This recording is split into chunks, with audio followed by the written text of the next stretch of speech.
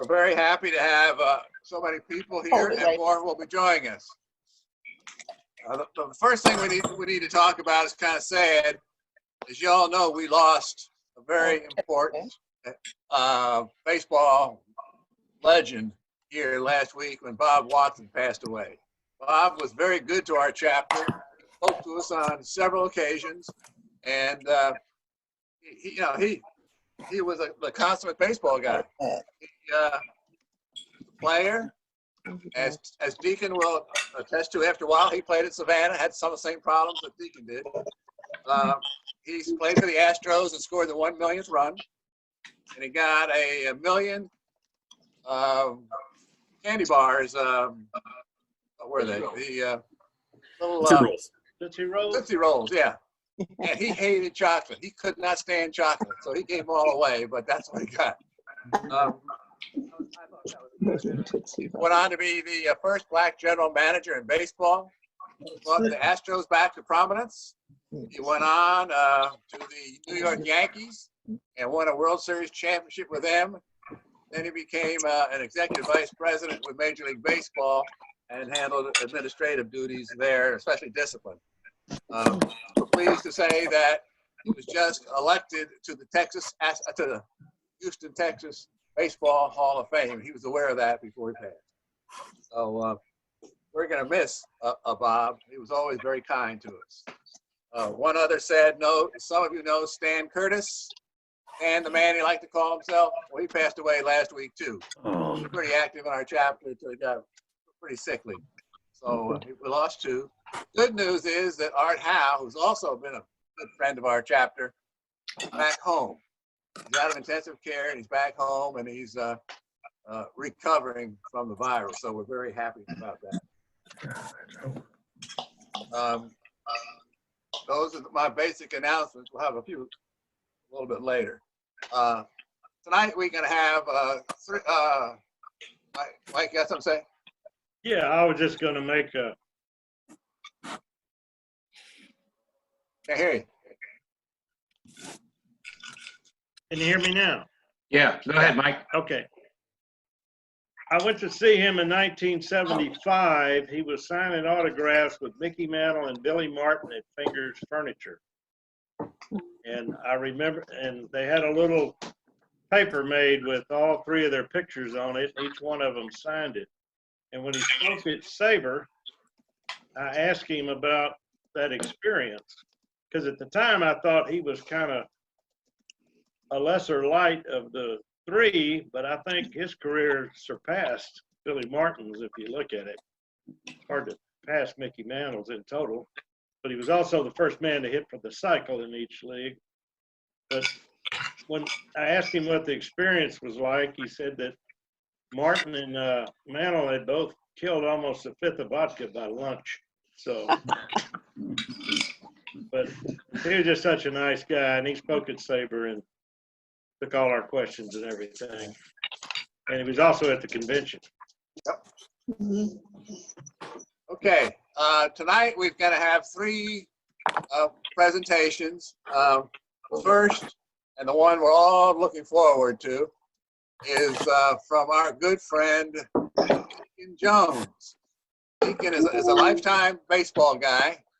He was an outstanding baseball player in New York City area, college graduate, and he went on to the minor leagues and progressed to the Chicago White Sox. He played for the White Sox, and then he started coaching, and went on to coach for the Houston Astros. Then he became a advanced scout for Baltimore Orioles for 18 years. Deacon has been with us before, and we're thrilled to have him back today. He's also brought with him Mike Morris. Mike is, I'll let him tell you the story, let him introduce Mike to you. But he met Mike when Mike was 14 years old, and they've shared a lot of experiences and great friends. So, Deacon, you got the floor, my friend. Hey, Bob, hold on, Deacon, hold on a second. Hold on. I'm going to go ahead and mute everybody, but I'm going to unmute Deacon, and Mike. Okay? So the cutout from the background noise. What is it? We're eating dinner. All right. All right. Thank you very much, guys. Let me find you, I'm going to Mike. be talking for just a few minutes. I want to set the stage, if you will. When Bob asked me to speak, I said, well, okay, you guys heard me speak before and the stories and so forth. And I thought perhaps we do it a little different. We throw a little change up, if you will. I wanted to go back to my development in 1962. 1962 for yours truly was quite a pivotal year for me. Playing ball in the South. It was the year of Jim Crow. And so for the African-American ball player, it was something to behold. It was tough to get my head around, trust me. My daddy had told me, and I read stories about it, but when you go through it, it's hard to believe. I'm going to tell you a story about Savannah, Georgia, okay? That's what it was. And Savannah, Georgia was in the Southern League, okay? Hot, all those cities. Macon, a guy named Willie Stargell, Pete Rose, and the Art Shamsky, come on, Bert Campanella, Tony Oliva. They sent all the prospects there, okay? So it was a very competitive league. I had 3 African-American ball players on my club, Don Buford and Jim Hicks. Jim Hicks, he still lives here in Houston. He had some serious leg issues and other issues bodily, but Jim and I talked frequently. We couldn't find a place to stay. It was very hard. So we lived in host families. I was lucky enough to find an apartment over one of the neighborhood stores. We had to clean that up. You know, they had hot and cold running mice and everything there. My wife and I spent maybe a week trying to get that thing in livable shape. But we enjoyed it. My wife and Alicia Buford and Jim Hicks. Jim Hicks' wife said, I can't take this. She was from Indianapolis. Don was from California. I'm from New York. So she left. No air condition where we stayed and so forth. So it so happened that one Sunday on the way to the ballpark, my wife and Alicia Buford, they started on the wheel. It was hot, very hot on a Sunday afternoon. They said, well, we're not going to sit in the black section, the Negro section, or the African-American section. They had a big screen from there down to the left field line. They said, we're going to sit in the shade, back of home plate where the white wife sat. Now you got to understand, I played first base and Buford played second, Jim Hicks played right. So all of a sudden, I looked up in the 3rd inning after a pitch, and my eyesight took me over the catcher and into the stands back of home plate. And lo and behold, I saw my wife and Alicia, and my heart stopped. And I hollered to Rumi, Buford, what? Look, Tiki and Alicia behind home plate. And he stopped cold. So the whole right side of the infield between pitches was, I mean, they could hit a ball and hit us in a coconut or something, you know? So I couldn't wait till after the inning, and I ran into the dugout and I started waving to my wife, trying to get her attention. Kneeling down and talking to him was General Manager Tom Fleming. And guys, you know, when a woman puts their arms up to the chest and do like this, you're in a heap of trouble. And she kept shaking her head. Tom was pleading with her. I didn't realize until after she told me. And she said, no. So I said to Dawn, I said, we're gonna die tonight in Savannah, Georgia. Well, I don't remember finishing the game. I don't even remember taking a shower. But I ran out there I got into her face. I said, "What are you doing? No, you guys crazy, blah, blah, blah, blah." And she was so cool. She said, "Honey, take it easy." On the way, Alicia and I decided we weren't going to sit out there in that hot sun. I said, "Well, what was Tom Fleming telling you?" He said, "Mrs. Jones, Mrs. Buford, will you please move? We're going to lose our advertisement." And when he said that, she said, "I knew I wasn't going to move then." So we played the game. We went home. That night we stayed up, I don't know, till 2, 3 o'clock in the morning talking about it. And we told them, don't show up and sit there again. They said, "No, I'm not going to guarantee you that." No. Stubborn. So it was a knock on the door about 9:30. Remember, we went to bed about 3 o'clock. And I woke up, went to the door, and there was this black gentleman, and he was dressed nice, very articulate. "Mr. Jones, I'm Mr. So-and-so. I'm head of the NAACP. And now I'm waking up real quick." He said, "I understand you had a little problem out there at the ballpark yesterday. And now I'm wide awake, because I'm thinking a lot of things." I said, no problem, no. "Well, I just want to tell you that we're going to picket the ballpark." I said, "Oh, Lord. All I'll do is I want to just play ball and get the heck out of there." Well, okay, I shut the door and I took a deep breath. I called Buford right away. He and his wife, Alicia, came over. And I got Tiki up and I told her what happened. He said, "Oh, Lord, what are we going to do?" So I decided to call Les Moss, our manager. And everybody knows that. Oh, I got an echo, guys, coming back at me. Okay, it's okay now. So I called Les and we told him what happened. He said, "Well, what do you want to do?" I said, "Well, this is a volatile time now." So he said, "I'm going to call the White Sox. I'm going to call Ed Short, general manager, and so forth, and we'll see if we can move you guys." Well, I think Colorado Springs was our A club, and they were going good. And when the B club, we didn't want to go down because we conquered that league. So we decided to stay. I went out there at 3 o'clock. And guys, let me tell you, I heard the noise before we came around the block. I thought I was in Harlem. Every black person in Savannah seemed to be there. And state police and everything else. I said, "Oh, Lord, beautiful. What have we got? Hicksley, what is this?"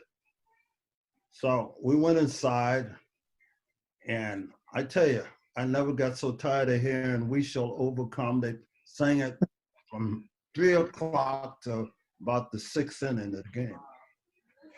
And nobody was in the stands hardly. So we went through that the next day. My wife and Alicia didn't go to the game. And we were so glad to get on the road. But when we came back, the same thing happened the first day there. The second day, Tom Fleming called a meeting. He said, "Boys, you see what's happening. We're losing revenue and nobody's coming to stand, boom, boom." Now, this was mid-June, folks, mid-June. He said, "We've been negotiating and we're going to move to a place called," well, he said, "We're going to move the franchise." I said, "Well, where are we going to move?" He said, "Lynchburg, Virginia." I said, "What?" We said, "I'm not going. No way." How did it get its name? Of course, you know, it was the home birthplace of Arthur Ashe. Well, needless to say, about a week or so, we went. We arrived there like the Cleveland Browns. You know, they took off in the middle of the night from Cleveland going to where? Indianapolis. We just snuck out of town. We arrived in Lynchburg, Virginia at 3 a.m. The first person I saw when I got off the bus was this scrawny looking kid. He's a bat boy. I said, "Kid, what are you doing up so late?" He said, "I'm the bat boy and clubhouse boy, Mike Morris." I said, "Okay." And we just hit it off good right away. But I just want to tell you, We all heard of Rosa Parks. I call my wife and Alicia the Rosa Parks of baseball. It was gutty to do that. I don't know. I don't think, in fact, I know a man couldn't have done it. But that was historical in itself. Now, the guy I'm going to introduce is Mike Morris now. 58 years we've known each other. Mike has got a great memory. He sent me a bunch of clippings about 2 weeks ago, maybe more than that. I took about 2 hours, and I recall a lot of things. And he's going to tell you what our team, who was on our team, etc. He's going to give you what it was like, a perspective of the clubhouse and what happened. Mike is a Vietnam veteran, like many of you here on this call. He was wounded. He received the Purple Heart, but he never lost his compassion like you guys for our great game of baseball. And he has tremendous stories. And the next voice you'll hear will be my friend, Mike Morris. Go ahead, Mike. Thank you, Deacon. Yes, I was a scrawny 13, just turned 14 years old when the ball club came from Savannah to my hometown in Lynchburg, Virginia. I lived about 4 blocks from the ballpark, and I had been the bat boy for the 1959 team, which was a Washington Senators Class D farm club. We started the year with 23 straight losses, and so, you know, attendance was poor. After the 59 season, we didn't have baseball until Savannah moved to Lynchburg. Now, I distinctly remember waiting in the clubhouse with the trainer, Bud Shuffler.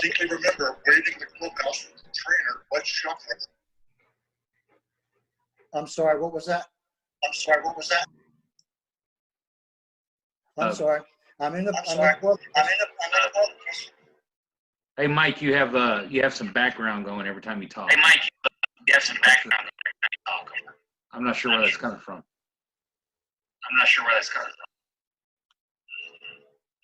I'm the only one in the room.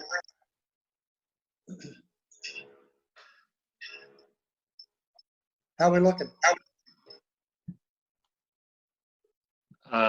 Go ahead, Mike. Go ahead, Mike. Okay. Good to go? So far. Hello? Yeah, go ahead, Mike. Go ahead, Mike. Okay. So I see the bus is coming up the driveway by the clubhouse. And the bus stop. I go out to meet the bus. I'm unloading equipment bags. And the first man off the bus, of course, is the manager, Les Moss. He goes in the clubhouse. The next man off the bus is Grover Deacon Jones. And I knew about Deacon from following what was going on in our newspapers because we were all very excited about the ball club coming there. Lynchburg, Virginia was big on athletics and education.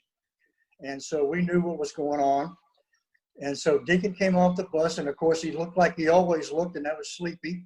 And he looked at me and said, "Young man, what's your name?" And I said, "My name is Mike Morris." And he said, "What in the hell are you doing out here?" And I said, "Well, sir, I'm waiting for you." So we grabbed some bags. The next man off the bus is Dave DeBuscher. Remember the right-handed pitcher, basketball player Dave DeBuscher? Dave was a hot pitching prospect at that time. So we get everything in the clubhouse. The trainer is already drunk. So he passes out on the training table, and I start unpacking the bag.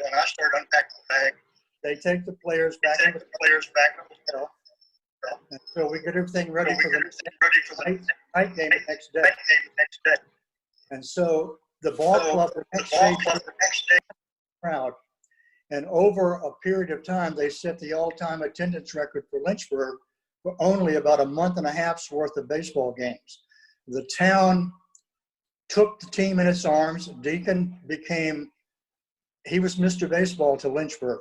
We had a 20-game winner in Manley Shot Johnston from Auburn University. In the same year, he hit 20 home runs as a part-time outfielder. In 1963, Jim Hicks, who you know, was the player of the year in the Southern League. And our manager, Les Moss, was the manager of the year in the Southern League. Now, after the 62 season, once we found out the ball club was coming back in 63 in the Southern League, the ball club came north from spring training and the club was loaded. I mean, we had talent.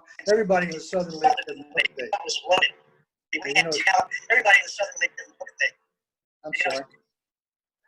So in 63, we played the season. 64, we come back and we fight Birmingham all year for the pennant.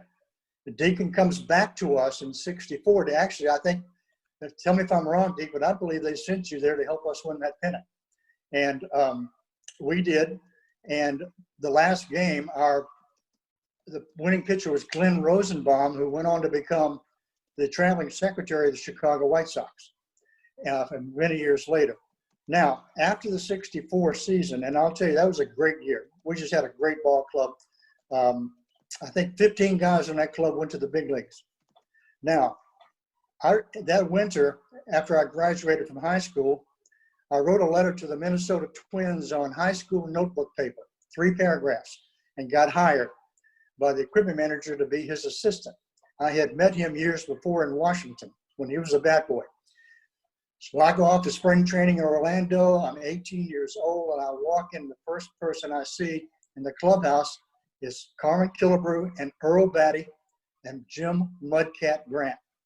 And I knew all these names, so I get acclimated. I live in the clubhouse through spring training. Now, Deacon, here's a story I haven't told you, that when we broke camp, I was assigned to drive Mr. Griffith's maid from Orlando to Minneapolis. Now, I'd never driven on an interstate highway in my life at that point. So, and she was a wonderful black lady who'd been with the Griffith family for probably 50 years. So we're taking off north, going through Fort Valley, Georgia, and places like that, trying to find a place to stay. Anyway, we survived. We got to Minneapolis. And in that particular season, we had the All-Star game, and then we won the pennant and played the Twins in the World Series. And I got a World Series ring. You know, talk about a kid who's living a dream. And for someone who really wanted to play the game but wasn't good enough, this was fantastic. So that winter, I joined the Marine Corps Reserve. My high school football coach was the commander, and he enlisted me in the unit. I go to Paris Island, complete boot camp. We're sent to Camp Lejeune, North Carolina for advanced infantry training. And on my in-processing physical, they found that I had a hernia, a strangulation hernia. Well, I didn't know what hernia meant. I couldn't even spell hernia in those days. So the Navy doctor said, "Private, you have a decision to make." He said, "You can stay here, you can recycle the training, we'll give you the operation, or you can have a discharge at the convenience of the government." Well, spring training is a few months away, so I said, "Sir, I'll take my discharge." Well, being a dumb kid, I didn't know anything about the military service obligation of 6 years. So I go back home to Lynchburg, Virginia, and I'm named the trainer for the 66 team, which went down to Class A ball, the Carolina League. And Deacon, our manager, was Ira Hutchinson. And you remember, he was a piece of work. He was just really a strange cat. Anyway, we complete the 66 season. And in November that year, I got a notice to go for an induction physical at the Military Entrance Processing Station in Roanoke, Virginia. I go to the physical. I found I'm 1A, and I'm drafted into the United States Army. So I took my Marine Corps discharge to the draft board and said, there must be some mistake. And so Mrs. Moore said, "No, you are drafted. You are good to go." So I go to basic training at Fort Bragg, North Carolina, thinking I was going to run the Lee Fieldhouse at Fort Bragg. But the guy who got the job was Bobby Mercer of the New York Yankees. And Bobby was the last player drafted in the Vietnam era. So instead of having a nice job at a gymnasium, I went to advanced infantry training at Fort Jackson. From there to advanced NCO training at Schofield Barracks, Hawaii, and I became a shake and bake. And you guys who are Army will know what a shake and bake is. They call us, we were instant NCOs. So I get shipped off to Vietnam as an acting jack.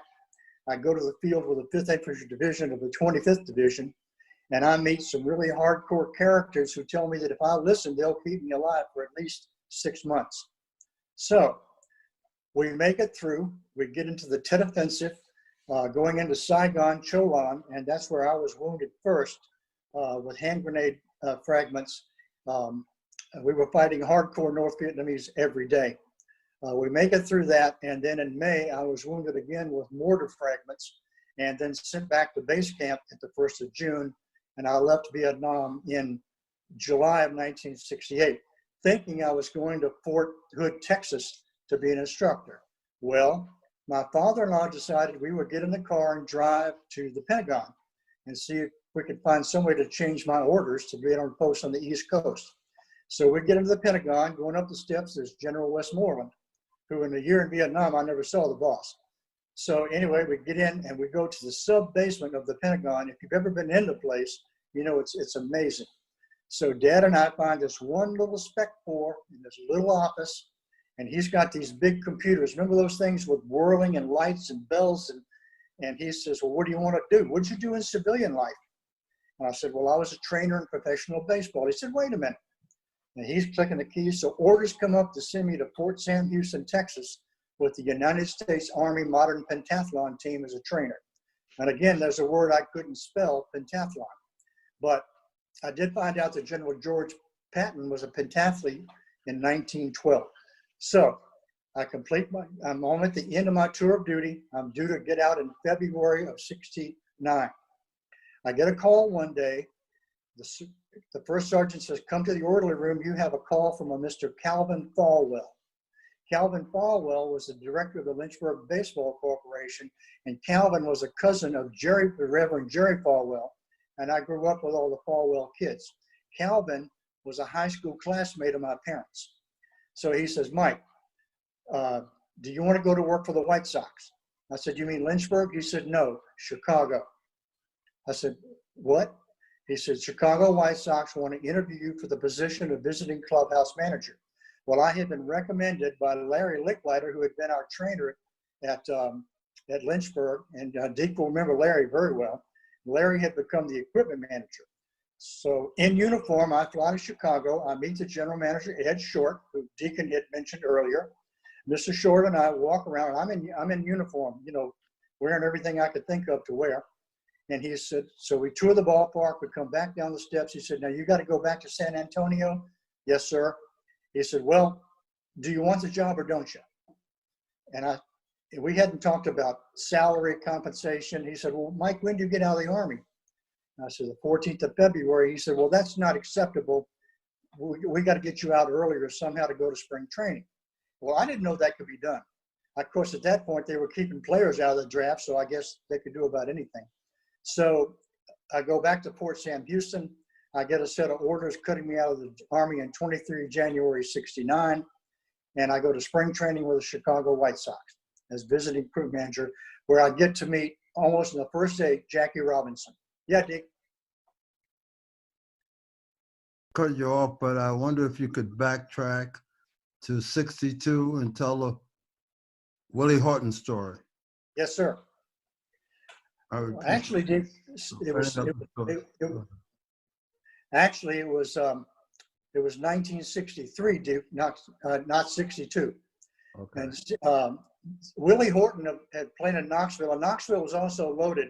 They had John Hiller, Jim Rooker, Mickey Stanley, Jim Northrup, just a ball club full of great players that went on to play in the 67, 68 World Series. And so Willie Horton is really hot. He's wearing the league out, and guys are throwing at him. They're backing him up. So this one particular night, the first time at bat, he hits one about 700 feet out of the ballpark. The next time up, our pitcher, Tom Richards, drills him between the shoulder blades with Tom's fastball, which wasn't very fast. I didn't think it could hurt anybody. But Willie had it, so he took off to the mound. Tom Richards did an about face and went out over second base into center field.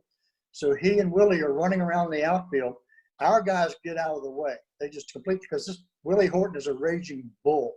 And in the meantime, the Knoxville manager has a heart attack in the dugout. So they're attending to Frank Scaff.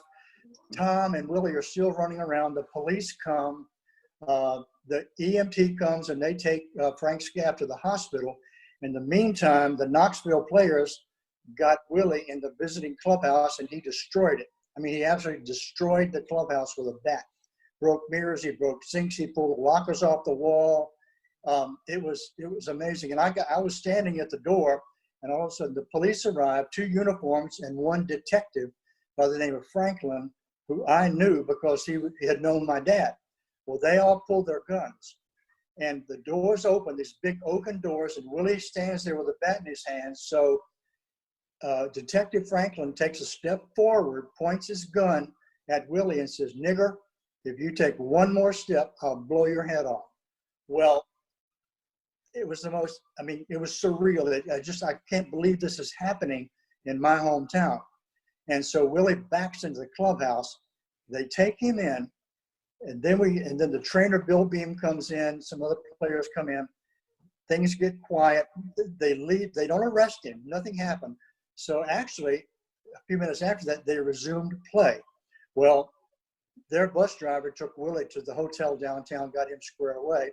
And believe it or not, we played the rest of the ball game without their manager and their best hitter. So that's the Willie Horton story from 1963. Later on, when I got to know Willie in the big leagues, we actually laughed about it. But when you think that was no laughing matter in 1963 in Virginia or in the South anywhere. But we overcame all that. In the 64 club, the Deacon was on. It became an absolute wonderful thing in Lynchburg, Virginia. And if you remember, we played the Birmingham Barons down to the last day of the season. And you can remember what was going on in Birmingham in those days. It was not good. But, in fact, here, fellas, is a book. If you ever want to read a great story about the Southern League, there it is. And Deacon's in it. It was written by a man named Larry Colton, who was a major league pitcher.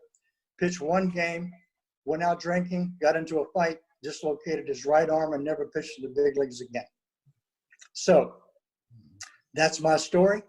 And I got to tell you that Deacon, he meant and means so much to me.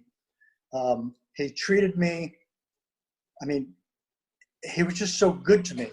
And all the players were, but Deacon was real special. Just if you ever heard him laugh in that deep laugh of his, I mean, he would just crack the clubhouse up with that stuff. And Don Buford, who, by the way, I saw Don Buford in Dallas at a museum about 3 years ago. I'm standing behind this man in the line, and I said, "You know, Debbie, that's got to be Don Buford." So he turns around and I said, "Don?" He said, "Yeah." I said, "Don, I'm Mike Morris, and I was your bat boy in Lynchburg." He said, "Yeah." He said, "We remember you." And, you know, Don's son, I think Deke, was the team physician for the Cowboys at that point. Right. Mm-hmm. Anyway, just how about when you got paid as clubhouse boys by Shot Johnson and Foots? Tell them what they did. Yeah. Well, you know, we had the players paid clubhouse dues, and I would shine the shoes, I would clean the uniforms, I even brushed off the hats every day. And, you know, I did that even in the big leagues for the White Sox. And also, just to let you know, in 1977, I was moved from the visiting clubhouse to the home clubhouse, the White Sox clubhouse. And there became a friend of Richie Allen, Dick Allen. But in those days in Lynchburg, the players, if they tipped you $2 or $3, that was big money. You could buy a lot of baseball cards with you know, $30, $40. But they would take their money and put it in a hat, and then they would go and dump it into a toilet and watch me go after it. They thought that was absolutely hilarious. Didn't matter to me. I loved every second of it. Dick, you want me to tell you the Dave DeBuscher basketball story? Yeah, sure. Okay. I'll make this brief. In 62, Dave DeBuscher, Mike Dierker, Lefty Joe Horner, Deacon, remember what a nutbag Joe Horner was, but had a great big league career. And he said one day, he said, "Mike, is there a place we can play basketball close by?" Well, my elementary school was about 3 blocks from there.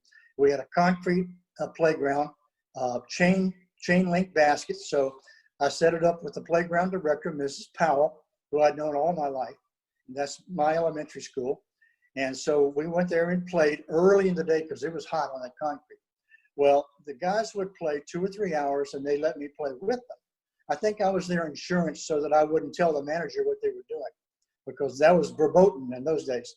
But at the end of the day, we'd all go over to Mrs. Powell's porch and sit in the shade, and these guys would eat orange popsicles with Mrs. Powell, she really didn't even know who they were. But it was just so much fun, and I never did get in trouble, which very I was happy about. Mm-hmm. Well, guys, he mentioned Dick Allen. Dick Allen, I was fortunate enough to be there with the White Sox.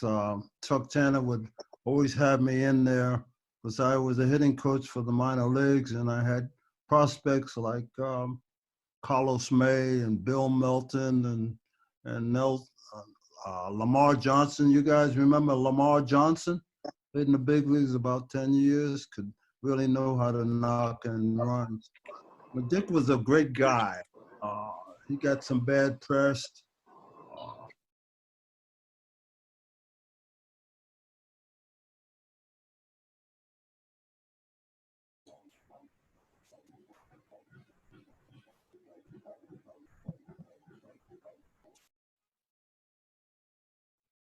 Ball game, and he held up the game some 20 minutes or whatever.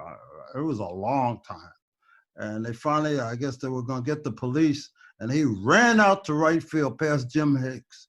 And somehow he climbed the light pole, the light standard, okay? And he's up there. The crowd is going crazy. I'm laughing like heck, too. And he gets up there, and Hicks, he's screaming at him, "Frank, come on down, man, come on." And finally, he decides to come down, but he gets scared to come down. And so he says, "I can't get down. I'm scared to come down." They had to call a fire truck to get him down, for crying out loud. But those are some of the things that happened.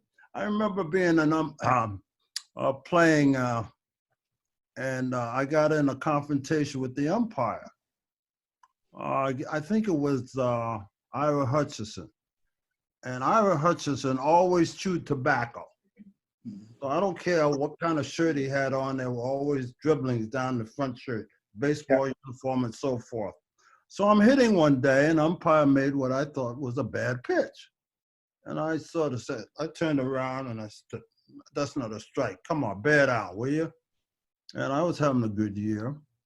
And the next pitch, boom, just for spite, I think he rang me up again. And now I turn around, he takes off his mask, he get in there and hit Jones. Shut up and hit. When he said that, I got angry and all of that stuff. And boom, he rang me up for the third time. Now I'm really hot. We're going nose to nose, okay? And here come Ira out there, and he gets thrown out too. Now, I'm in the clubhouse, I didn't say anything. But the next day, I come to the ballpark, and Ira walks in and said, "Deacon, when you get dressed, I want to see you." I said, "Okay." So I walk in there, and instead of him going around his desk, I'm sitting down in a chair, and he's in front of me. And he bends over, chewing that tobacco. And he says, "Look, I never want you to ever turn around at the umpire again. You got a chance to go far in this league." He said, "Always remember this.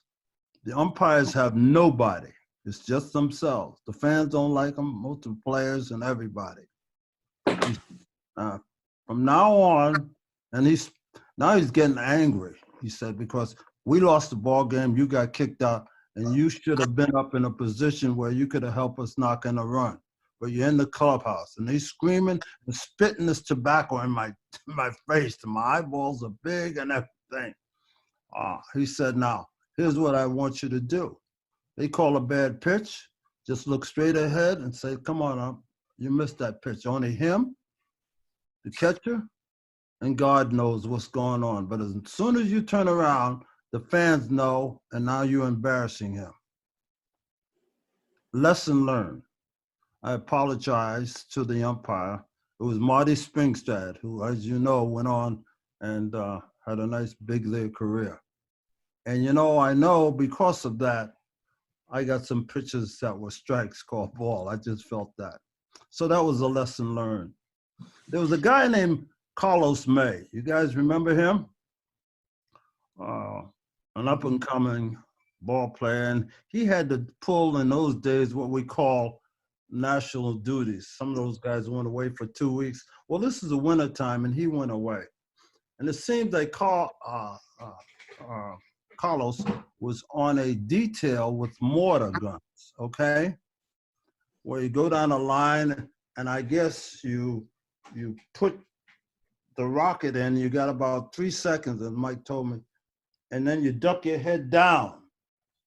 Well, apparently, Carlos got careless, and he went over 3 seconds, and the rocket exploded, and it blew the distal end of his thumb off on his right-hand side. Well, naturally, it was big news in the Chicago papers and all around baseball. And that winter, we called and we talked. I remember talking to him in the hospital. He said, "Don't worry, I'll be back." That spring training, I was assigned to him. They grafted some skin off his side of his body and covered that thing with this hideous-looking thing. And they made a special glove for him. And my job was to make sure he didn't abuse it and open up that wound. So we started with a dead ball on the tee, and maybe I'd give him 10 swings. And he started getting upset. He said, "I could take more." I said, "No." We started screaming at each other. I said, "No way." So he would run and throw and do all the drills and everything. So this was spring training. Near the end of spring training, he was good to go. And it was about the 6th inning or so. And I guess it was Chuck. He said, "Carlos, get a bat." And he walked up, and of course the crowd went crazy. Just a standing ovation for about 3 minutes, and he stepped in and out, and he waved to the fans and everything. And he got in there, and Carlos always drove me crazy because he always took the first pitch right down Broadway. I said, "Golly, I'm gonna jump on it." But he was a great 2-strike hitter. He ended up hitting a line drive in the right field. And he ended up coming around to score. And he came back to the dugout, and everybody giving him high five and all that. And they had Rich Morales. He was the clown of the team. And he said, "Hey, Carlos, nice going. Give me 4.5, will you?" So, and that loosened things up. Dick Allen was quite a man. I remember Chuck Tanner and all the managers in spring training, they have a meeting with the team when the full team gets there. He tells them do's and the don'ts and all that. And he said to the team, he says, "I've got 24 sets of rules on this team." You guys know the roster is 25, right? See that man over there? Dick Allen. He has his own set of rules. And you could hear a pin drop. Guys looks around. And Chuck had a way with people. Yeah. He had this nice smile as he was talking to you. And nobody said anything. And if you don't like it, boys, my door's always open. So Chuck knew Mrs. Allen. He slept in a house. He knew the Allen boys. He knew what kind of cloth that Dick was made out of. Dick always got a bad rap. He would do anything for a teammate, a ball player. We went to the ballpark when I was called up late in September, and early he picked me up, and he made a detour. I said, "Where you going?" And he went over to the hospital. I said, "Oh, you got somebody in the hospital here?" And he said, "No." He walked in there and went to the children's ward, folks. And he walked in there, he talked to all the kids, and everybody knew who he was, this big, massive man. And here come the director of the hospital. He wanted pictures and all of that. He said, "You take a picture, I'm leaving." And that's the way he was. He left. George Order, for instance, he found out George Order, as you know, a left-hand hitter from Cuba. I found out he was having some money problems, he and his family, and it bothered him. I saw Dick write out a $5,000 check and hand it to him. He said, "Just go play ball and don't worry about this." That's the Dick Allen I know.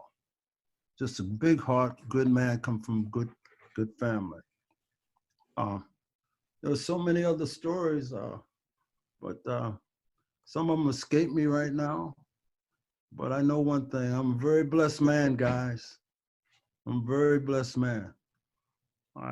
Who would have ever thought where I came from I didn't come from the ghetto. I came from the get-to guys, that's below the ghetto.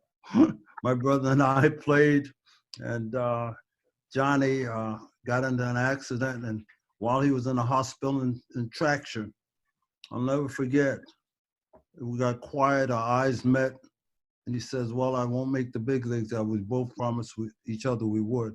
He said, I want you to make the big leagues. And I always remember that as I was coming through the minor leagues. I hit a triple in spring training against a guy named Sandy Koufax. And I got up and I took physiotherapy in college. Something popped. Next morning I got up and I couldn't move my shoulder. I said, oh Lord. And they took me to John Hopkins and everybody, all the top doctors. They said, Deacon, you got to have an operation. And since I majored in physiotherapy, I knew about the human body. In those years, they were butchers. If they had microscopic surgery now, I would have considered it. But I played in pain for 8 years. People would always ask you, how's your arm? How's your arm? And my standard answer was adequate, because that was my issue. It was just something for them to say. So lo and behold, I'm in AAA, and we went to the movies a lot because they had matinees. And I went to the movie, and all of a sudden somebody touched me. I looked around, it was Les Moss. And I kept thinking about my brother. I knew if I had to make the big leagues, I had to do something special. So hitting became an obsession with me. I talked to all the good hitters. A guy named Rod Carew, he taught me something. He taught me about the eyes. He said, I don't talk mechanic. He said, your eyes, you're an athlete. Athletes can play any sport. It's just a matter of understanding the basic fundamental, but everything starts with the eyes. Early location and recognition. He said, I recognize the pitch right out of his hand about 15, 20 feet. I said, no, you don't. He gave me a funny look. He said, yes, you do. You're a good hitter. You do it. You don't even know you do it. Billy Williams told me, hit the ball late. Hit the ball out of the catcher's mitt. See the ball late. You have more time than you think. We got 0.4 of a second to understand what it is, where it is, how fast it's coming. A guy named Ted Williams, he taught me a little something. All the good left-hand hitters, and Pete Rose, have a plan at the plate. All of those things. But the learning process doesn't take place until you have confidence. And the only way you're gonna get confidence is playing the game. At bats, I figure about 2,000 at bats. That's why I played winter ball 5 straight years. Just getting at bats, different situations, because there's a little man talking to you in your head. The crowd is yelling and all that. You may have to come to bat several times before you find that relaxed concentration. A guy named Willie Stargell, I said, hey, Willie, you know, I never know if you're 0 for 14 or 0 for 16 or 14 for 16. And he gave me a funny look. He said, Deacon, no big deal. First of all, I know I belong. And next he said, eventually somebody's gonna pay. And he walked off. Confidence. And that's what it is. There's a reason why people are good in any craft we have. All of y'all on this course, you're good at what you do, but it takes time. You didn't just press a button and it happened. The best days of my life was when a guy named Bill Verdon picked me to coach in the big leagues. All those years I thought, what I went through, going through the South, hurt my arm, the pain, and suddenly I got a chance to make the big leagues and realizing my brother's dream, and I promised. But I said, I was ahead of my stuff. The movie was Les Morris. He says, go pack your stuff. You're going to the big leagues. Can you imagine that? I'm going to the big leagues. I remember sitting there on the bench among these guys. And boom, I thought about my mother and father. all the stuff you do. We all have our stories. But then I came up, Al Lopez called me to pinch hit. It was against the Minnesota Twins, I think it was, because Earl Batty was catching. Oh, wait a minute. That was another time. But anyway, I struggled out of the bench. And I finally got up there. The umpires held up the game. I was so new, I didn't have my name on the back of the shirt. They just rushed me up to Chicago from Little Rock, Arkansas. And I got in there, and my front leg started shaking. And I called timeout again. I tried to get myself together. I took a deep breath. I said, oh, I got in there and started shaking again. I hit the second pitch in the right field. Base hit. Come around first base, great. Oh, it was Mickey, that's right. And I came back to the bag, said, nice hitting, kid. Pat me on my butt. I think it was Mickey Mantle. Don Gutch was telling me all kind of things to do. Watch out for the line drive. The umpire, the right fielder got a good arm, blah, blah, blah, blah. Break up that double play now, and boom. I said, yeah, I was on cloud nine. After the game, here come the reporters. And they asked me a lot of questions. I'm the new kid on the block. And finally, one of them said, were you nervous at all, son? And, you had to be cool, right? I said, no, I wasn't nervous at all. But I was scared as hell. And there's a difference, guys. But that's it. That's it. I really look forward to the night. I appreciate you having me here. And I always close with something. And one of my favorite things was we all live for yesterday. We learn from yesterday, and we live for the day, and we hope for tomorrow. That's Deacon's Law. Thank you very much. I enjoyed it, guys. Hey, Deke. Thank you. Deke, can I add one? Not saying goodbye. Mike, May I add? thank you, Mike. Sir? Great. Thank you very much. Thank you. Anybody have any questions for Deacon? Well, we got him. Anybody have any questions? Can I say one last thing? Yeah. By the way, fellas, thank you so much. It's men like Deke that helped me live a little boy's dream to go to the big leagues, to work all-star games in 2 leagues, World Series in 2 leagues, getting fired in 2 leagues. Stuff happens. But, when you're young, you grip a baseball. When you're old, baseball grips you. And I just can't. What's in my heart right now for Deacon Jones, and I will tell you one last thing about the medic who saved my life in Vietnam, who was African-American. He was a conscientious objector.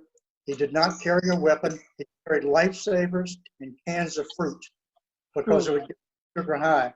But on the day I was wounded, Doc Bobby drugged me behind an anthill, gave me morphine, and handed me a roll of lifesavers.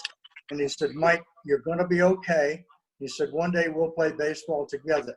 Well, Doc Bobby was killed that afternoon, about 3:30. I didn't find out until about midnight, in the hospital. But I still remember his sweat drops hitting me on the head. And wanted to be a surgeon, didn't get a chance to do it. But Deacon, thank you so much. You mean so much to me, you and Buford. And I got some great Richie Allen stories about how great he was in the clubhouse. And to be a major league equipment manager was so much fun. I enjoyed every second of it. I didn't enjoy getting fired, but that happens. And I got a chance to work for Georgia Tech and later on Liberty University in football and for the College Football Hall of Fame in Atlanta. So, Deacon, thank you. Thank you, fellas, for so much. I've so enjoyed being with you. I love you guys. Thank you. Thank you. Thanks, Mike. Thank you. Mike. Hey, Deacon. Yes, sir, Bob. That was a super job. I wondered if you want to show the folks something that you have that probably very few people have ever seen. Could you show that to us? I forgot. I'll get it if you excuse me. I'll go get it and come back, okay? Yes. Pretty special. Something pretty special that Deacon earned. Deacon was also the first black player ever recognized by the Baseball Hall of Fame. I don't know if you know that or not. Did he ever meet Jackie Robinson? Or I know Mike was talking about meeting Jackie Robinson at some point in time. I'm sorry, did I meet Jackie Robinson? Of course. No, we're talking about you being awarded the first black player awarded into the Hall of Fame. Yes, that's I didn't know that. A newspaper writer told me about that, and it's so he sent me a clipping, and the whole key was the word is recognized, not elected. So I used to carry that thing around in my back pocket, and I'd sit at the bar and I said, "Well, I'll pull that out," and I'd say, like, "You guys know who was the first black player recognizing Cooperstown?" Pop up the page. They're going for $5. I said, "I bet you $5 you can't tell me." Sure enough, they couldn't. And finally, I just eased that clipping out, and I didn't say a word, and let them read it. And all the time, I'm reaching for the money on the bar. Here is my precious gift. I've been very blessed to receive, like most athletes, a lot of awards. But this bat is only given out to three leagues. The American League batting champion, as you know, Jason, right? And National League batting champion, and the best hitter in all of minor league baseball. That includes Mexico. Well, I didn't know anything about it, okay? That particular year I was in Dubuque, Iowa, because of my arm. Let me down there because they felt it was hot. It would be great for my arm. They gave me steroid shots once a week and all of that stuff. But somebody told me I had 2 weeks to go, and this other guy was hitting over 400 down in Mexico. Now they told me about the bat. Now I want to win, okay? And I got out of my rhythm. I was very disciplined, took my walks, that kind of thing. 1 for 2 walks or whatever. And now I started going over. I couldn't sleep at night. It shows you about the coconut, boys. I'm telling you, that little man is something up here. You got to get him out of there. Well, anyway, I end up winning. I hit 409. And that record is held for over 60 years, they tell me. This is a silver bat. So It's beautiful. that's the story. Thank you. Wow. Hey, Mike, before you go, there is a gentleman on the call today that you may know. I don't know if you've been able to look at all the people who are attending this meeting, but Glenn Rosenbaum's on here. Oh, good. Glenn? Good. What a guy. Yeah, he's on there. Rosie? Where's Rosie? There. Let me see if he's muted. He is. All right. Rosenbaum is there. The best batting practice pitcher ever. Yeah. Oh my goodness. He's there. Yeah. Oh, muted. I can't get him unmuted. Rosie won a big game for us. Right, Mike? Or is he Yes, gone? sir, buddy. Yeah. Oh, wow. Joe, can you unmute him? Ben Rosenbaum's on the second group. Yeah, Glenn, you need to go up the top right of your screen and hit the unmute button where it says mute. Top right corner.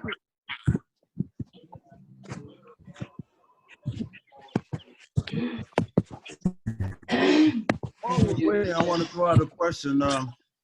Baseball has changed a lot. It has evolved. And I'll try to listen to this. I don't know. technology and everything. I can't get my head around the defensive and everything. Everybody has to hit home runs. And I look at it as changed. The exciting thing with baseball Look at the was bread stealing basket. space. You know, I'm here, Deke. huh? I say I'm here, Deacon. Okay. Where are you? I'm my right here. Raise your I'm right here, Deacon. There you are. Rosie, nothing changed. Oh my goodness. You still sing in the shower? We had some great times, huh? You better believe it. How about Fritz Ackley and Fred Talbot? Oh boy, you're talking about a couple of characters. Oh, they were the animals. Remember one time we had a bus driver who pitched in high school, and he threw good batting practice for us. Okay, but the last game of the series, we didn't want him to pitch because we figured he had to drive 10 hours and he was tired. In fact, one time he skirted almost off the road, so we had to have designated watches on him. So this one time he pitched, and he was so bad that Talbot said, "Hell, I'll drive the bus." He never drove a bus in his life. Cowboy, he's a country boy, and he drove tractors and everything. So between he and Les Moss, they drove the bus. How about Yeah, well, I think the bus driver had a few too many that day. Oh, that's probably what it was, bro. Yeah, he was a little under the weather when it came time to leave. How about that? What a club we had. Better believe it. Lizandro, the Busher, Foots, Shot Johnson, guys, and facing guys that played in the big leagues. These were bona-fide, Felicity, Campanellas, all those guys. You remember Bruce Andrew? Oh, very well. A little second baseman, Yeah, Willie Davis, the shortstop. He had a jump throw or something from short. Yeah, he always had a trick that at the start of an inning, when the pitcher would throw the last pitch, catcher would throw it at the second, he would always save the infield ball, and then he would throw the game ball out of into the dugout and throw the infield ball back to the pitcher for the first pitch. Oh boy, those are the days. Oh my goodness. You don't realize we in our sport, we have more fun than the other sports, I think. We live together. We're on the road for 17, 18 days. I mean, it's just so much camaraderie that it's unbelievable. It's like the Army, like the military. Right. You don't forget those guys and the stories. And you have some characters. Right. Well, it was always fun playing with you and guys like Ollie Brantley and oh my goodness, Brantley. All those guys. Oh, there was a story. Day, you know? I don't know if you were with us on the ball club, you know. The deal was us black ball players, when they stopped the bus to go eat, we had to stay on the bus. So there was somebody designated to bring food out to us. They asked us what we want. Normally it was sandwiches or so. Yep. So, and before we left on this road trip from spring training, going up to, I forget what town, I went in the office and I requested that on the way, could we stop at a big city so where we, the black ball players, could go around the black neighborhood and sit down and have a good meal, you know? Rather than have some food on the bus, they bring it out to us, or we go around the back door and slip our hand through the window and they feed us, which I did once, but never again. And it was Ira Hutchison, and he agreed to it with our general manager, our fund director, Glenn Miller, and Kyle Davis. And on the way, I remember we had been driving maybe 2 hours, 3 hours, and we passed a nice town, a big town. And the guy said, "Do you want to stop?" And the guy said, no. And we looked at each other, Buford and Ollie Brandt and Jim Hicks, who was 4 of us. We looked at each other, said, "Oh, shit, I don't like this." Because I knew the next big city was a couple of hours away. And sure enough, about hours, there was a nice place, a restaurant on the side of the road. Said, "Hey, here's a good place to eat." And all of them filed off the bus. They said, "Can you come and get?" No. I was so angry. Now, you got to understand, guys, Jim Lynn was from North Carolina, and Ollie Brantley, he was so crazy. He was from Arkansas, Little Rock, Arkansas. And Buford, of course, California, I'm from New York. And so they filed off the bus. And Ollie, I remember, was in the back of the bus. I was sitting in the middle. Jim was up front somewhere. And Buford, I guess, was near me. But he said, we sat on the bus, and the guys brought some food out to us. We could see them in there eating, sitting down, enjoying themselves and eating. And they brought some chicken dinners out to us. And they sat it. I said, I'm not eating. No way I'm eating. Because we had made a deal leaving from spring training. And Ira Hutchinson broke the deal. So I just wanted to prove a point. And I was hungry. And Ollie Brantley, he about fought us. He said, man, and we were holding him back. He wanted to get to that chicken up there on the dashboard. And we said, no way. We got to stick together and all of that stuff. No, y'all crazy? Man, you can't change these people down here. Man, I live down here. I know what they're doing. Boom. I said, Ollie, you don't get it. This was the deal, and I told you what to do. And he was so mad. And we got back on the bus after over an hour eating.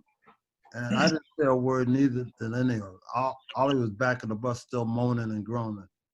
But the next day I asked to speak to our manager. I just felt I had to. And I said that, look, I'm a little upset, Ira. We made a deal that we would be comfortable and sit down like you guys. And you broke it. He said, well, I didn't break it. You know, you heard the guys, they wanted, I said, no. No, you're the commander of the ship, sir. I said, so I resent that. I just want you to know, I hope it doesn't happen again. So sometimes you got to speak up. You don't want to. You know, I'm not an activist, you know, and we weren't at that time.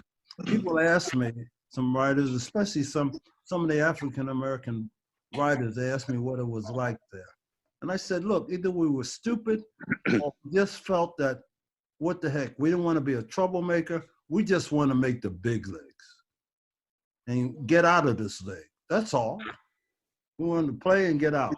But let me tell you, with some volatile times.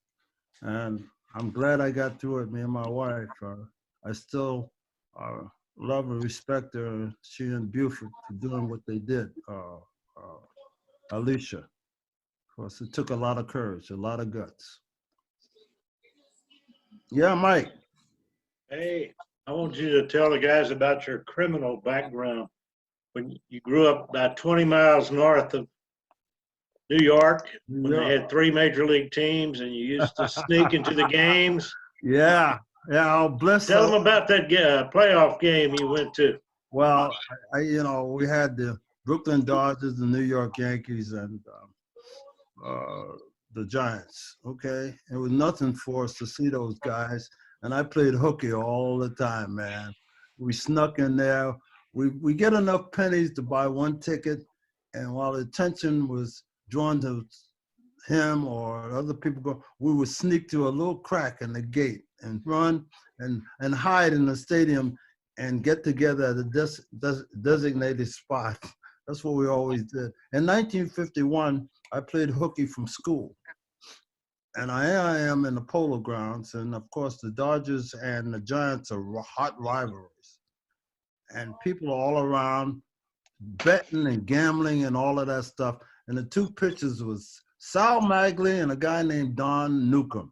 And I can see the perspiration on their shirts. It was hot and they were getting after it. Heck of a ball game. When Thompson hit that home run, it was chaos. Fights broke out, everything. I'm in the middle of it. I've never seen anything like that. One of the most dramatic things I've ever seen in the game. I was right there. It was really something to see. And of course, Ralph Brink and Thompson went on to be very good friends after that. Joe, I think, thank you, Deacon. Thank you, Mike. I think it's time to move on. Deacon's done a wonderful job, and we have recorded this session, so you'll be able to see it again if you would like. Right now, we're going to move on to Bob McCann. Bob McCann wants to talk about a book that he has read that is kind of similar to what Deacon's been talking about Lou Brock. Bob, if you're ready. All right.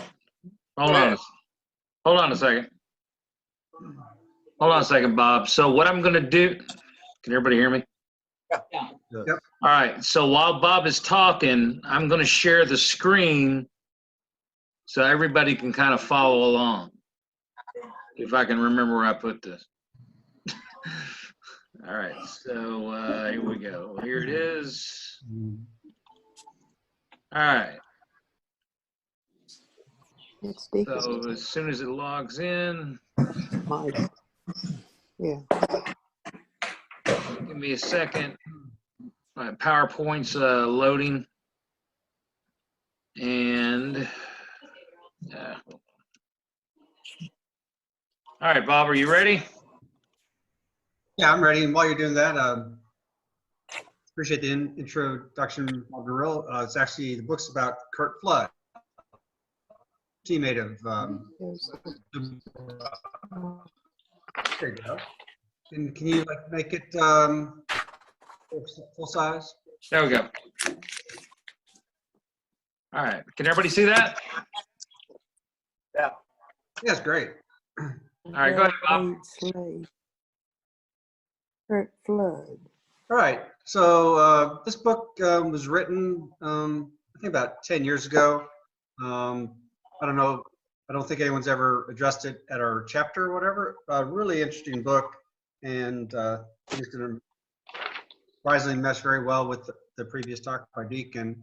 It's called "Well-Paid Slave." It's a phrase that Curt Flood used back in the late 1960s with his, in 1970 with his quest for his fight for free agency. Author is a fellow named Brad Snyder, who's, we'll see later on, he's got an association with SABR. And why don't we get going? Next slide, please. Today's the 18th, not the 15th. All right, go ahead. All right. So who Curt Flood was and precisely his significance in baseball history is something that can't be understood just by looking at the record book. Not that he suffers from such an examination. He was a very distinguished baseball player. 15 years played. We'll learn he skipped 1970 for really hit almost 300, three-time All-Star. Played on some really great St. Louis Cardinal teams. Gold Glover 7 years in a row. Couple World Series rings. But it's what he did not do in the year 1969, which changed the game forever. He did not accept a trade. Next slide. So let's see. Joe, I've got some of the screenshots of everybody on the right side of my screen. Okay, here we go. This is actually an exhibit from the Supreme Court case of Curt Flood. This is a letter he got October of '69 by Bing Devine, the GM of the Cardinals, basically telling him, pack your bags. We've done an outright assignment of your contract. Philadelphia club in the National League. Best of luck. Part of what's covered in the book is the '68 World Series. He was, of course, the center fielder for the Cardinals, and I believe it was in Game 7. But he did a whoopsie in the outfield and let a run score. And a lot of people say it cost the Cardinals the World Series. So one thing that in his craw was he thought this was a little bit of retribution for that error in the field. You know, he'd been a great Cardinal baseball hitter for over 20 years. Anyway, he's just told, pack your bags. Wow. You're going to Philadelphia. Next slide. Wow. Okay. So this is, a lot of you might be familiar with this. So this is a trade that McCarver and Byron Philadelphia for Dick Allen, Jerry Johnson, Cookie Rojas. But this turned out differently than any other trade before in baseball. He refused to go. Okay. Next slide. All right, go ahead. Alrighty. So on the left is the letterhead. I took this letter, I cut it up so you can see both parts of it. You know, he actually was a pretty intelligent guy, a little bit of an artist, owned an art studio and a photo studio. He had deep roots, did advertising commercials. I mean, he loved St. Louis. He wanted to keep playing there. But he was told, like I said, to pack his bag, go to Philadelphia if he wanted to keep playing baseball. So this is his letter to the commissioner, Bowie Kuhn. You know, 12 years in Major League. I don't feel I'm a piece of property bought and sold.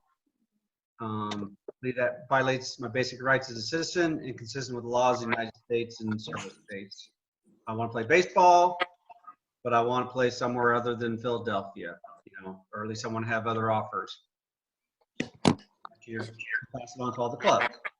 Okay, of course they ignored that, and told him, you know, you got one place to play baseball in 1970. That's Philadelphia. Okay. Next slide.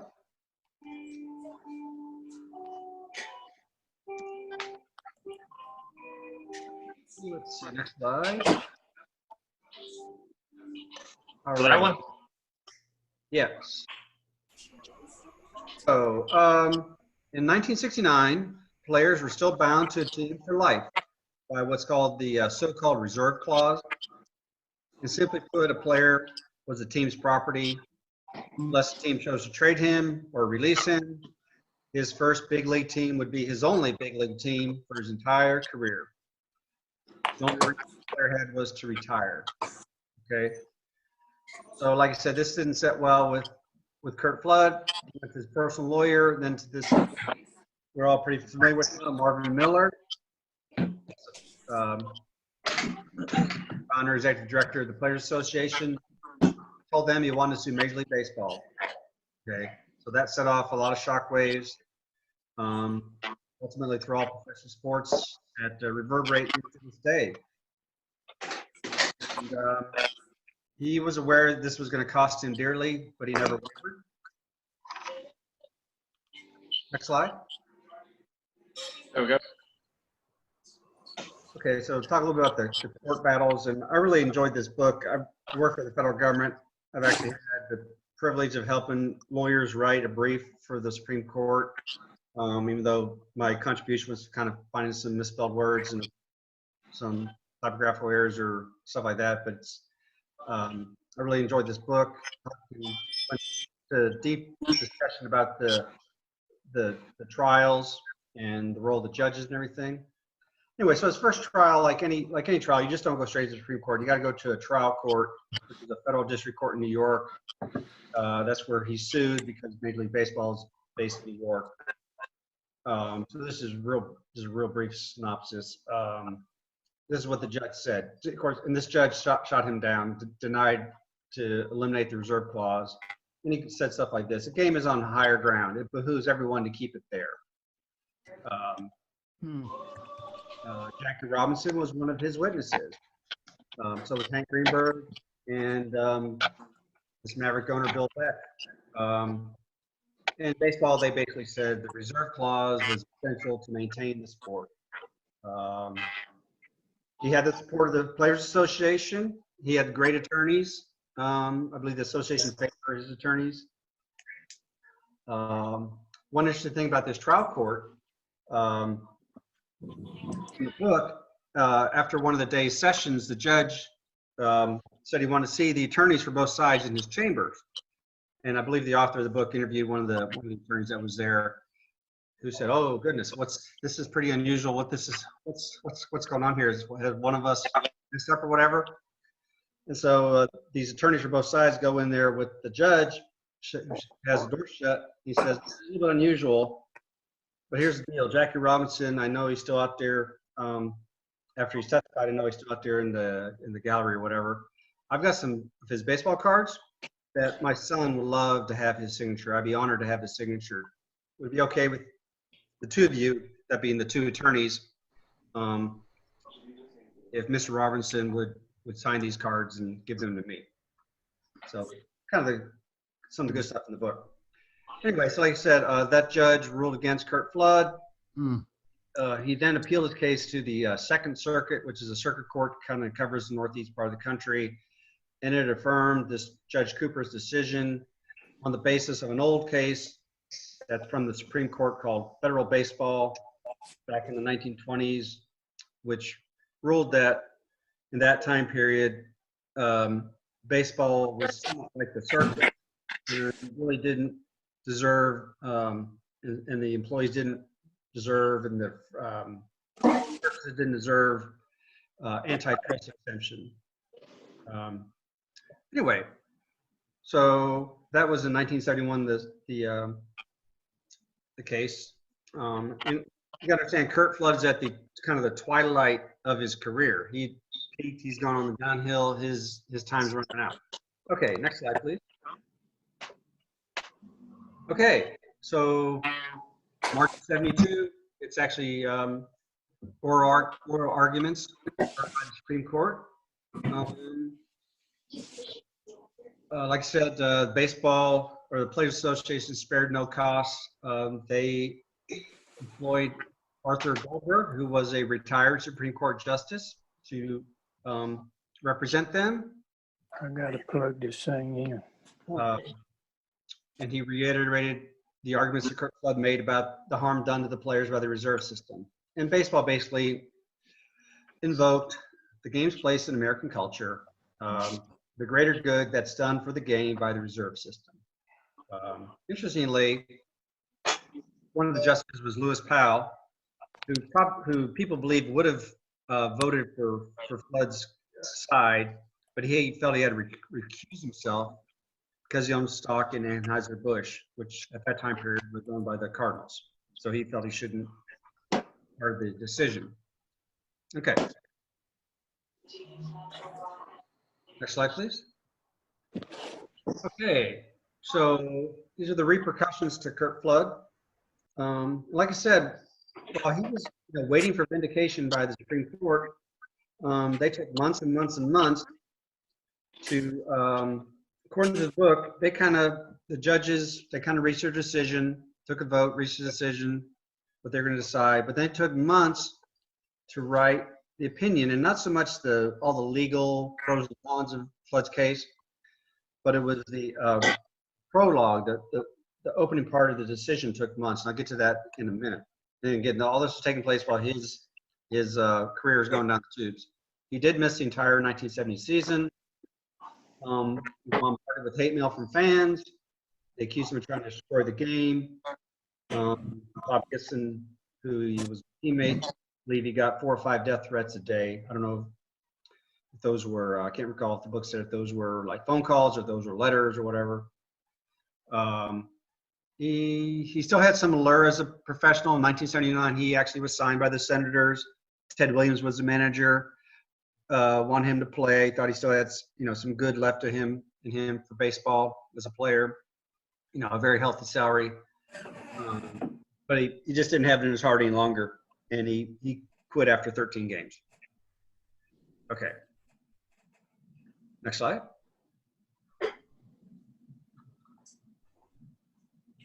Okay, so finally in June of 1972, so that's the middle of the next season, the decision came out, and so he lost 5-3. As it says there on the screen, the judge decided that what their court had ruled, of course they were different justices back in 1922, but what they had ruled in federal baseball, club versus National League, should stand. And a lot of what they based it on was it was very clear Congress knew about that decision for many years and brought it up in different ways, different debates in Congress, and Congress never did anything to set aside the Supreme Court ruling from 1922. So this court in 1972 felt that by a vote of 5-3, they should just let the original decision stand. And they admitted that baseball definitely was interstate commerce by 1972. But they felt, being exempt from antitrust was definitely an aberration, and none of the other sports were subject to but because of this decision and this rationale of, it's called stare decisis, it's just going to stay that way. Okay, so let's, since SABR is a lot about baseball history, I thought y'all might find this interesting. Next slide, please. So the decision, which you can get it on the internet. It's actually pretty interesting reading if you like baseball history, especially about things like the contracts and reserve clause. The court started off by the game, which took about 4 long paragraphs, you know, and here's just the very first paragraph, you know, all about the Knickerbockers and the Hoboken Elysian Fields and, you know, the early game ultimately led to the development of baseball and its tightly organized structure. Next slide. Again, these are our Supreme Court justices. We're working on this prose while Curt Flood was waiting to hear a decision that would affect his career, his livelihood. And then sort of talking about the 1869 Red Stockings, you know, and they went on barnstorming tour, okay? And here's the next slide, please. So this is a little bit, there was some minutiae in the book I thought was really kind of funny.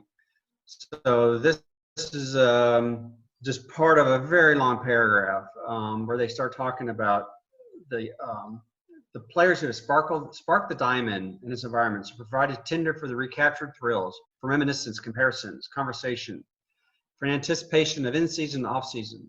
Such people as Ty Cobb, Babe Ruth, Tris Speaker, Walter Johnson, and on and on and on. It goes on for about 10 more lines. And what's really, I thought was kind of funny is the decision was actually released to the public June 1972. And someone calls up the justices and says, you know what, I was just reading this decision with all these names in there and you left off Mel Ott. How could you not have Mel Ott in that list of all those interesting characters and players? And supposedly the justice who wrote the decision, he went down to the official copy and in his own handwriting put in Mel Ott on the official version of this decision that's in the archives of the Supreme Court. Anyway, so next slide. Okay, so what happened afterwards? So he lost, but I guess there was a strike in 1972. And one thing that I thought was interesting, kind of points out quite a difference between today's world and back then, is that in addition to, you know, arguing about the reserve clause and why it shouldn't be in the standard player contract, the players were also trying to get improvement in the per diem. And back then it was $12 a day for food and incidentals. I imagine it's quite a bit higher now. Anyway, but in '72, they were able to convince the owners to accept binding arbitration for contract disputes. And then, I guess it's kind of a long-winded story, Dave McNally and Andy Messerschmidt in 1979, they actually played the whole season, but they never signed a contract. I don't know how much they were paid, all kind of stuff, but they had no contract. And then they took their situation to an arbitrator and who basically said, okay, they had no contract, they weren't bound by the reserve clause, you know, and basically through this arbitration process, I probably not explain it perfectly well, it ended the reserve system. Okay, to the extent that it bound you for life. Okay, I think most of y'all would realize that even today there is a little bit of the reserve system. You know, the major league teams sign a guy to the minors. They have exclusive rights for a number of years, and even he reaches the majors, I believe they have exclusive rights for 6 years. So to some degree, it's still with the game and the industry, but it's the Players Association have had a lot of ability to modify it to make it more palatable to them. Okay, next slide. So there's the cover of the book. That's Curt Flood. He was a really good player. I couldn't find a really clear picture, but he was on the cover of Sports Illustrated, I think in 1967. running down a long fly ball, and it said baseball's best center fielder. So he was quite a player. Apparently a interesting guy. This book got great reviews. Captivating, absorbing, long overdue. Actually, at the bottom it should be robust and poignant. So let's go on a little bit more. Next slide. So I can't say I know I've ever read anything else by Dan Snyder, and I just kind of stumbled across the fact that that he's written another book called Beyond the Shadow of the Senators, and he's won an award from SABR. I'm not real familiar with the Robert Peterson Recognition Award, but he won that. Also, finalist for this SABR's Seymour Medal. Okay, and graduated Duke University and Yale Law School. So he's an attorney. Next slide. So I came across a pretty long review of the book by a guy named Steve Treader, and I didn't realize it at the time until I was putting his PowerPoint together. Treader himself is deeply associated with SABR. I don't know if he would call himself a historian, but he has written some things for some prominent SABR publications, such as the National Pastime, which is a really good book. It's the National Pastime that he contributed to. It's called A Review of Baseball History. It's 128 pages. Came out in 2006. I think there's about 25 different kind of like not articles, but paper. You know, I just call them articles. 128 pages, and it's freely available on the internet. And it's called the National Pastime Review of Baseball History. He wrote the Window Breakers, New York Giants in 1947. That was his part of that publication. Anyway, so he talks about the author of the book I'm referring to. It says Snyder's an attorney. His expertise is brought to bear. Only an attorney could sort through the snarl of legal concept, arcana, the precedent that constituted baseball's reserve system, and this antitrust exemption, and present it all as thoroughly and as sensibly as he does. So basically says this is a really good baseball history book. And it does talk a lot about Curt Flood, the man and the player. So Treader definitely recommended the book. And then he went on to, let's see, next slide, please. Okay, so as part of that book review, he actually brought up something that I thought was kind of interesting. And this is some of the stuff he wrote. And it's just kind of picked and choose what he had in his book review. So he says, let's see here. Okay, so he says, you know, this defining act of Curt Flood, you know, challenging the reserve clause, definitely was an act of great courage, but it wasn't a demonstration of courage as towering as that of Jackie Robinson. Yet, if you're talking about selflessness of sacrifice, again, this is Steve Treader. He's saying that what Robinson did wasn't as towering as Curt Flood. This is how I define sacrifice. It's a function of willingly surrendering something in service to a higher cause. Jackie Robinson, you know, he definitely sacrificed his security, comfort, even mental and physical health. But in an important sense, he sacrificed very little because, you know, when you've got nothing, you got nothing to lose. Because Jackie Robinson was just, you know, a minor league baseball player at the time. He entered into professional baseball, into the major leagues as the first African-American. Okay, next slide. Well, we need to kind of wrap it up here. Okay, so anyway, so basically what this guy is saying is that what Curt Flood did is he was at the apex of his career. He had everything to lose. He had wealth, he had fame. You know, he could have played in 1970 with the Phillies and earned $100,000. He had a lot to lose. Next slide. And he purposely surrendered all that. He, everyone that knew for him, cared for him, told him he was going to regret it. It was going to, you know, that wasn't going to do him any good. And, you know, and the good that it did achieve really went to other people. Okay, so that is it. Again, the book's called Well-Paid Slave. It's been out for years. It's not very expensive. You can get copies off Amazon, new or used. What a great book. Thank you all. Thank you. Thank Very you. good. Interesting. Very interesting. Mr. Scott. There you are, Scott. Scott's next. You're up, Scott. Okay, I honestly know we're running against it, so I don't want to take too much time. I published a sequel to my book, The Hall of Fame Index, and it's called The Hall of Fame Index Part 2. I published it through Kindle Direct Publishing. The release date was March 26th, which, as everyone knows, is opening day, which, of course, as we also know, has not happened. And so, unfortunately, sales have been kind of slow, but I think this book is a whole lot better than my first version.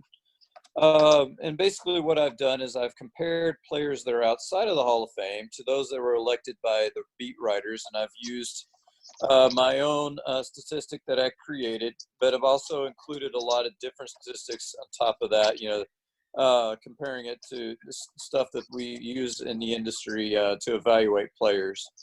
I've even mentioned y'all in the book, as I remember I made a presentation to y'all about Tony Perez and George Sisler and Lance Berkman. So I mentioned some of y'all's thoughts in there when we got to that section of the book. But they're available on Amazon for $5.99 if you want to get the Kindle version, or for $14.99 if you want to get the paperback version.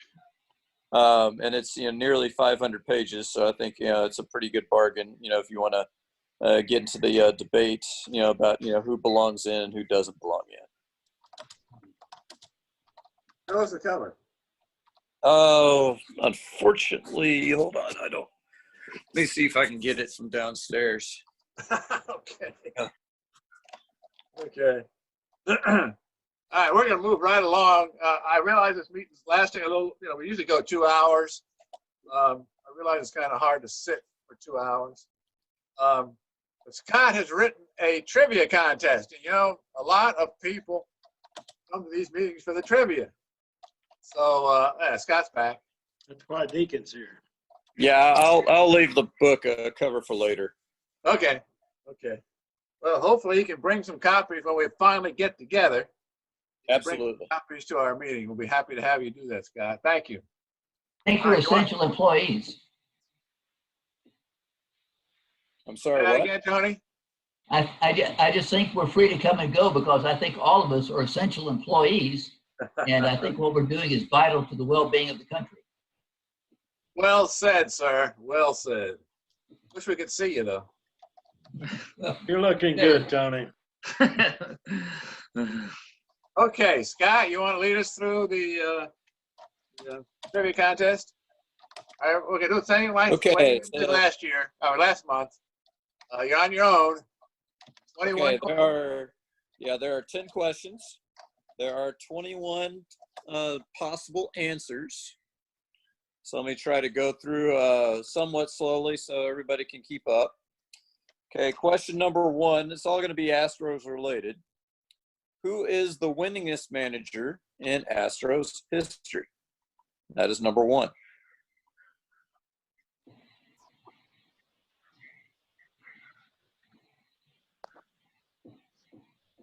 Okay, everybody good?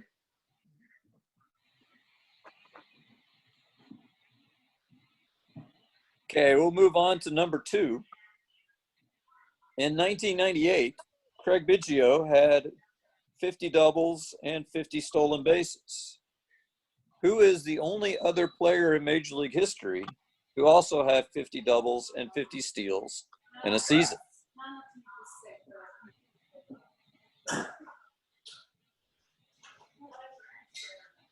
Okay. Move on to number 3, which should be a giveaway from early in the meeting. Which former Astro reportedly scored the 1 millionth run in Major League Baseball history? Bob Watson. You know that. That's a giveaway for everybody playing. Okay, number 4. Which Astro has the highest number of steals in a season as an Astro?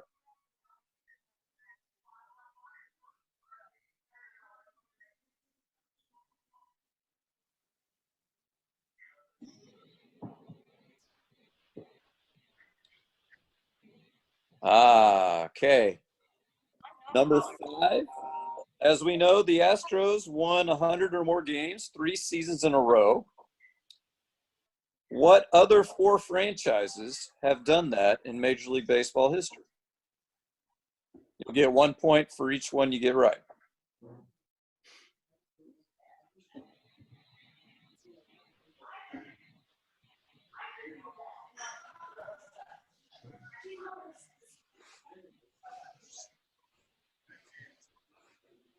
Who was that, Tom?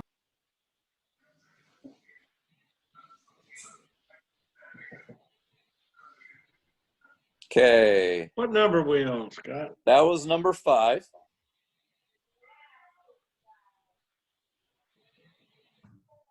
What was So it again? moving on. Number 5. What 4 franchises in Major League history have won 100 or more games 3 seasons in a row?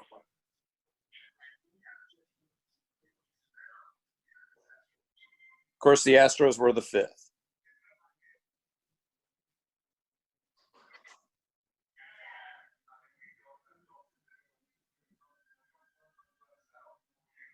Okay. Number 6. Who is the all-time leader in wins in Astros history?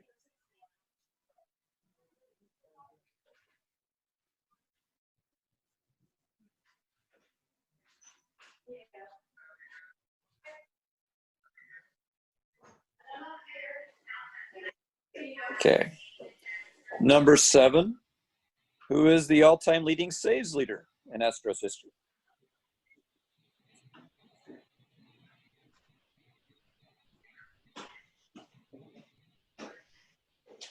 Okay. Number 8 has 4 different responses. Craig Biggio is 5th on the all-time leaders in doubles. See how many of the 4 players who are in front of him you can name.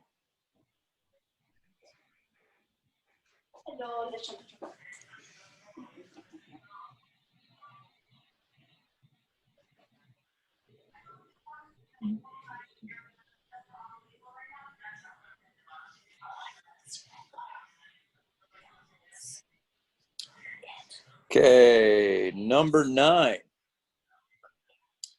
6 franchises have never won a World Series that are currently in the major leagues. See how many you can name. Yes.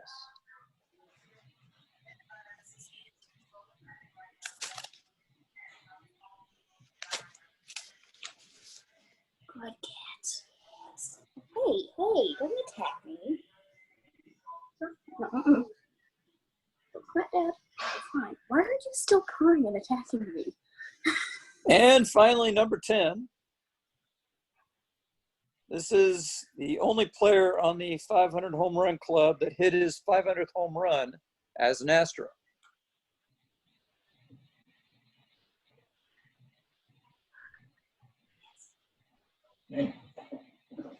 Okay, so there are your 10. Is there anybody need any of them repeated? Could you just go over them all real quick again? Okay, so number 1 was the all-time winningest manager in Astros history. Number 2 was the only other player other than Craig Biggio to have 50 steals and 50 doubles in the same season. Number 3 was the 1 millionth run in Major League Baseball history. Number 4 was the Astros club record for stolen bases in a season by an individual. Number 5 was the 4 other franchises to win 100 games 3 years in a row. Number 6 is the all-time winningest pitcher in Astros history. Number 7 is the Astros all-time leading saves leader. Number 8 is the 4 players to have more doubles than Craig Biggio. Number 9 are the 6 franchises that have not won a World Series. And number 10 is the only player as an Astro to hit his 500th home run as an Astro.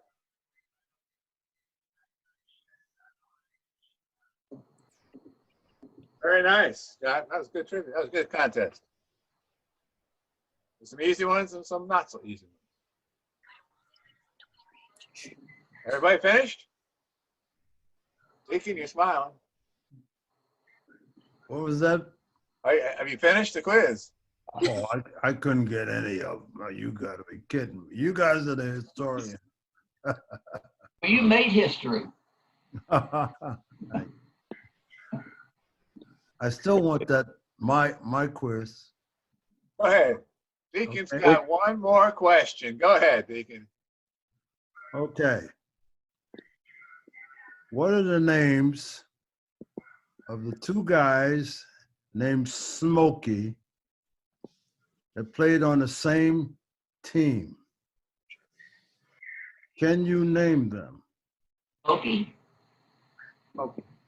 Smokey Joe Williams, Burgess. Smokey Joe Wood. And Burgess. Smokey Robinson and the Imperials. Smokey Burgess. Burgess and Williams. Nope. Same team. Same team. Smokey Joe Wood. Walter Alston's nickname was Smokey. Right. Was he one of them? That was my guess. Okay, Scott, you want to go through your answers? Sure. What did you do? Wow, I don't know. What the? Okay, Annie, stop. Sorry. Okay, number 1. Everybody know the answer? AJ Hinch. Bill Verdon. Bill Verdon. Bill Verdon. AJ Hinch. No child got that. Winningest pitch game. Okay, number 2. Yes, number 2. Any guesses? Tris Speaker. Tris Speaker's correct. Okay, number 3 was the giveaway. Bob Watson. That was Bob Watson. Now, number 4 is a bit obscure. Is Gerald Young, 1988. 65 stolen base. 65, right? Okay, let me see. Number 5. Yep. Let me see. Number 5. We have any guesses on your franchises? Yankees and the A's. The Yankees is 1. A's. The Cardinals is the 3rd one. So Yankees, Braves. Oh, wait, I gave away the other one. Braves are the 4th one. So Yankees, Cardinals, and A's. Get out of here. Braves is 7-99. All right, Max. Maxwell, mute yourself. Number 6. Who is the all-time winningest pitcher in Astros history? Necro by 1 win over Oswald. Yeah. Number 7. Who has the most saves in Astros history? Dave Smith.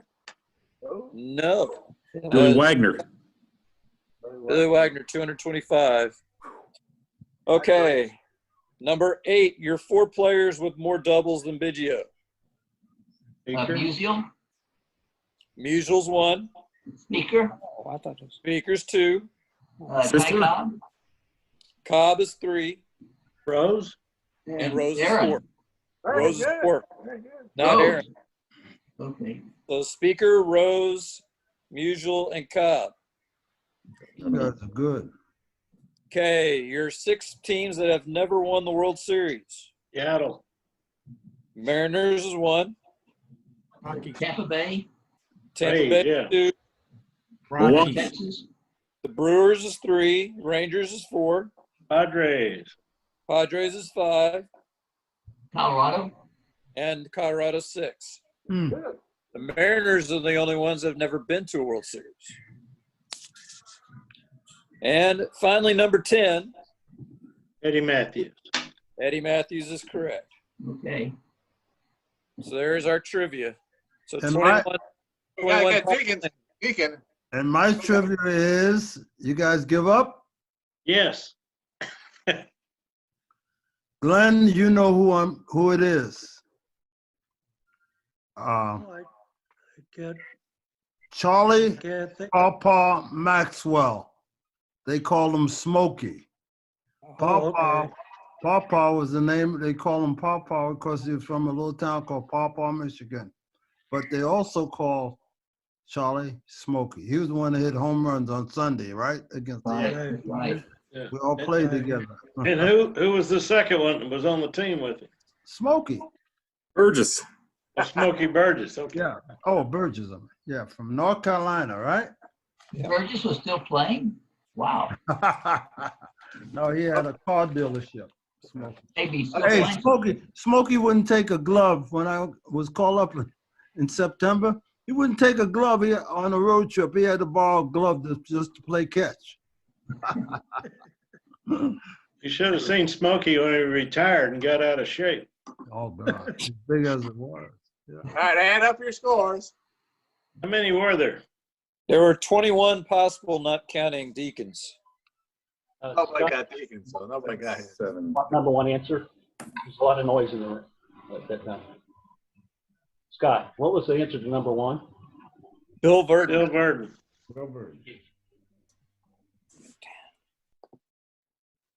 All right, how many got 5 right? Raise your hand if you got 5 right. Joe and Maxwell, and I can't see everybody. Mike. Herb, okay. Greg, wait, check the other side. Tal has his hand up. I'm good. Marcia, your hand up. Marcia? Can't hear you. Oh, okay. All right, how many had 6? Mike? 1, 2, 3, 4. Okay, same 4. I got 5, it. 7. Joe? Yes. Herb? Okay, Cindy? Tal, is your hand up? Tal's on mute. Oh, he may not be listening. All right. I want to say, well, that number 8. Now 9. Mike, Herb, Maxwell, and Joe. 10. Ooh, same number. 11. Yes. Uh-oh, we lost 2. Mike and Herb and Maxwell. 3 left. 12. Look at Maxwell. Yes. He's smiling. Look at Lee smiling. 13. 14. Yes. Tony's on there too. 15. 15. Man, look at Mike. Mike and Herb. Herb. Yeah, how about Tony? I'm a little right. I think I have 15, but that's it. All right. 16. Mike's the winner. That's what I had. Okay. Mike's the winner.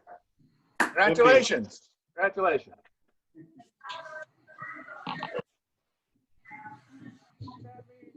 Mike. When we get back together on June 15th. I'll be June calling you, 15th. Wesley. Yeah, you and Wesley can work together. Okay.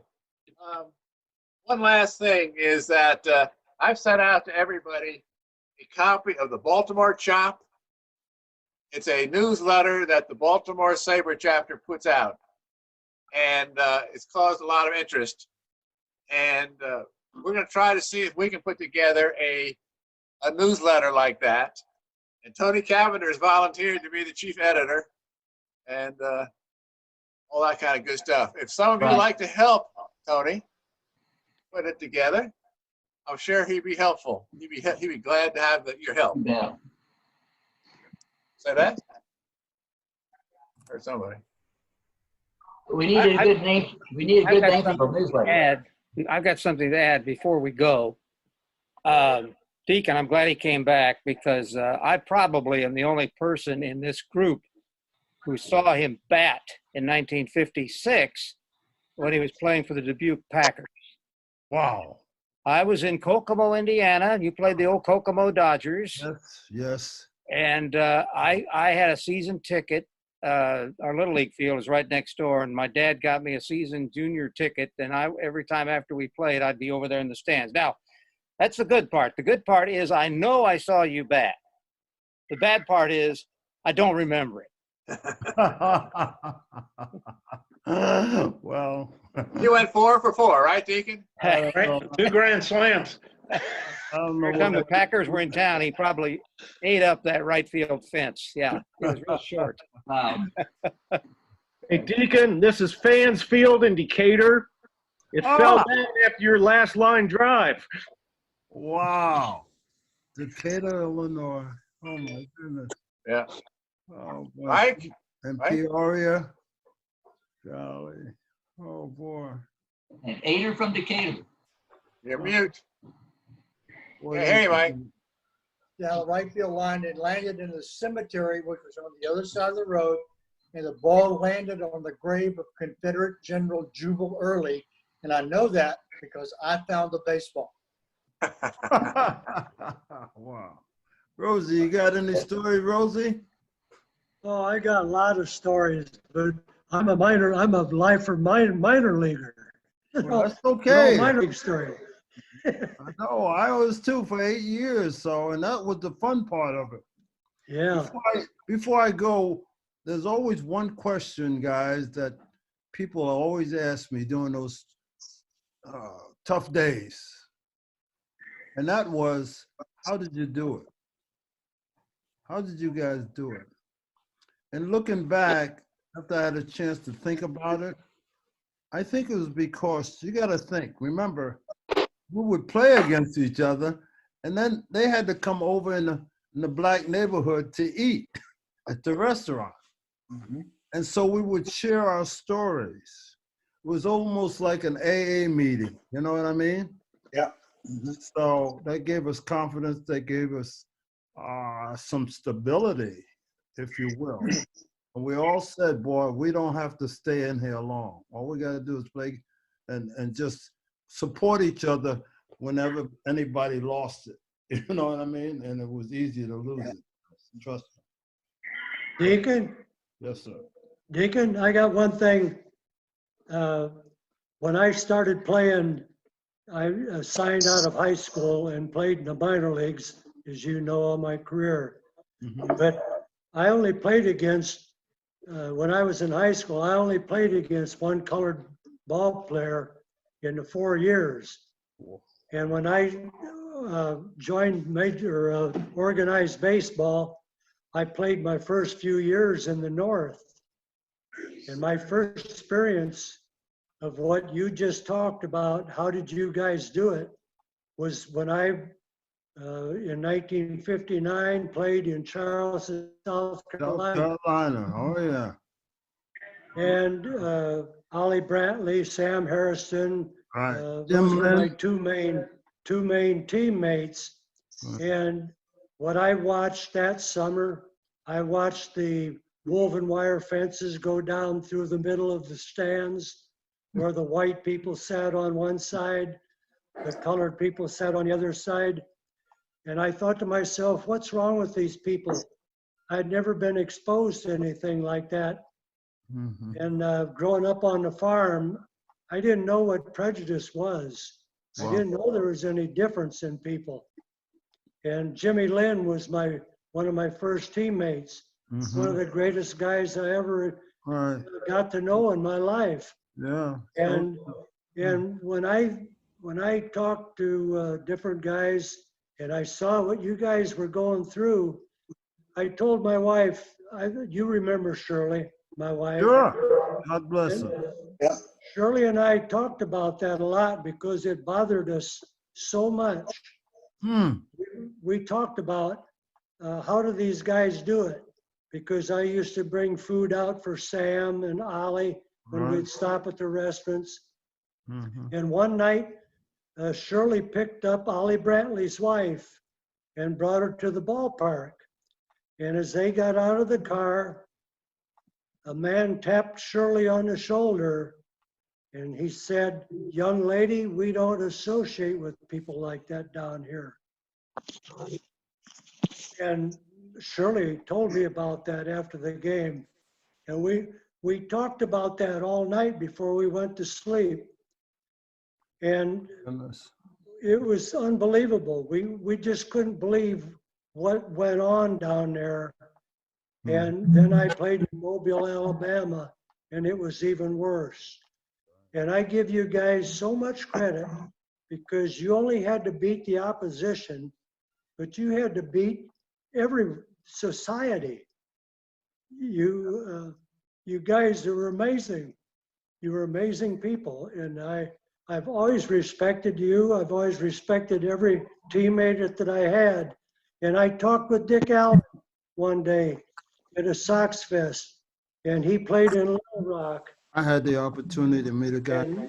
And he told me, he says, "I don't know how I did it, Rosie, but I just played good so I could get the hell out of there." Yeah. But Rosie, here's the thing too that nobody's mentioned. My teammates stuck up for us. Ha! Teammates stuck up for us. Right. I lost it in Greenville, South Carolina one day. I could still see those three drunken guys. And I had taken it because they said something about my mother.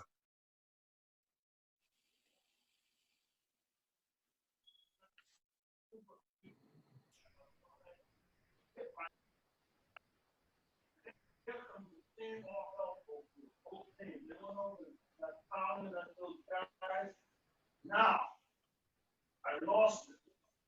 I couldn't regain my composure.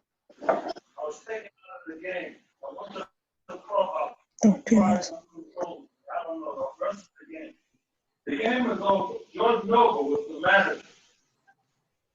I'll never forget. The game was over. Those three guys never left. They used the N-word, was gonna get you, and George, I got scared.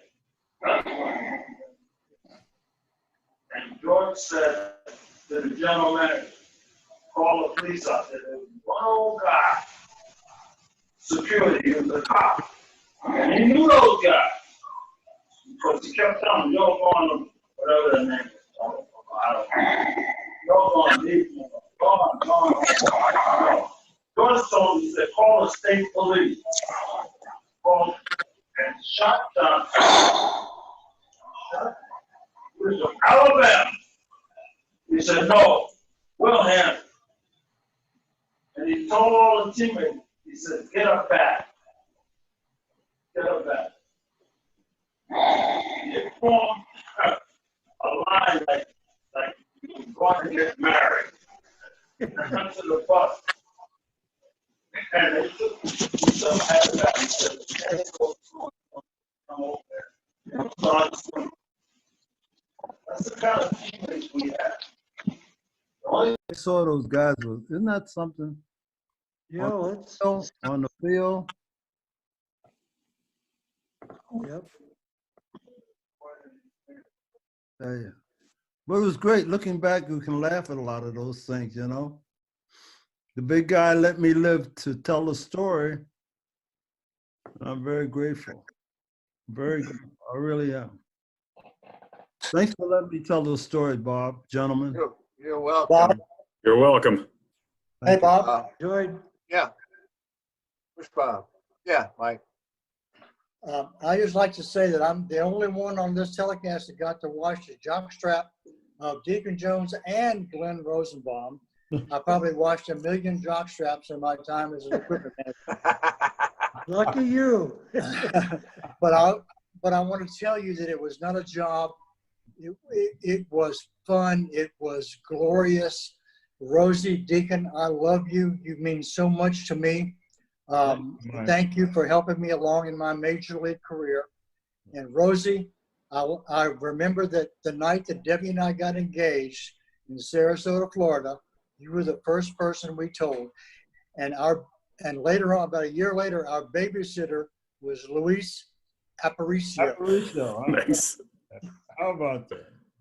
How about that? At some future meeting, we are going to show the movie A Long Way Home, which features Deacon and some other black players about their trip or their tour from the minor leagues and from high school, whatever, to the major leagues. It's a very moving story, and we'll show that to those folks who have not seen it yet. It's really good. And like I say, Deacon's a major part of that movie. Thank you. Guys, girls, it's been a pleasure. Joe, thank you again for working on this, putting it together as usual. You're amazing. You're amazing. I've tried here. Mike, give Glenn my phone number, will you please? Give Rosie my. Okay. Thank you. Right Sir. back. Yes, sir.